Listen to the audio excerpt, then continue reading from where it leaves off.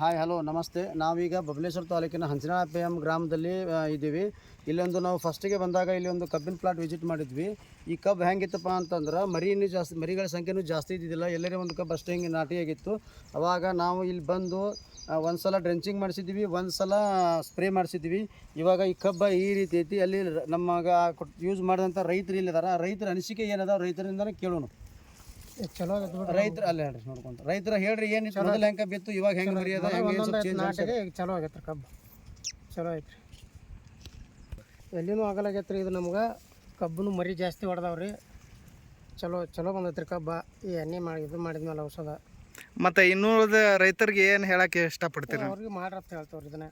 ಹಾಂ ಇದನ್ನು ಮಾಡಿರಿ ನಿಮಗೂ ಚಲೋ ಆಗತ್ತೆ ಅಂತ ಹೇಳ್ತೇವೆ. ಓಕೆ. ಹಾಯ್ ಹಲೋ ಫ್ರೆಂಡ್ಸ, ನಾವಿಲ್ಲಿ ಮಂಗಳೂರು ಗ್ರಾಮದಲ್ಲಿದ್ದೀವಿ. ಅವರು ನಮ್ಮ ಒಂದು ಸಲ ಡ್ರಿಂಚ್ ಮಾಡ್ಯಾರ, ಒಂದು ಸಲ ಸ್ಪ್ರೇ ಮಾಡಿದ್ದಾರೆ. ಯಾವ ರೀತಿ ಮಿರಾಕಲ್ ರಿಸಲ್ಟ್ ಬಂದೈತೆ ನೋಡ್ಬೋದು. ಇದು 2 ಎಕರೆ ಐತೆ ರೀ ಪ್ಲಾಟ್? 2 ಎಕರೆ ಪ್ಲಾಟ್ ಐತೆ ರೀ. ಮೊದಲ ಭಾಳ ಅದು ಫೋಟೋ ಐತ್ರಿ. ನಾವು ಇದು ಯಾವ ಸ್ಟೇಜ್ನಾಗಿತ್ತು ಇದು ಪ್ಲಾಟ್, ಅದನ್ನು ನಿಮ್ಗೆ ವಿಡಿಯೋದಲ್ಲಿ ಹಾಕ್ತೀವಿ. ನೀವು ನಮ್ಮ ವಿವಾ ಕಿಸಾನ್ ಪ್ರಾಡಕ್ಟನ್ನು ಬಳಸಿ ಹೆಚ್ಚಿನ ಇಳುವರಿ ಪಡೀರಿ. ಕಡಿಮೆ ಖರ್ಚು ಹೆಚ್ಚಿನ ಇಳುವರಿಯನ್ನು ಪಡೀರಿ.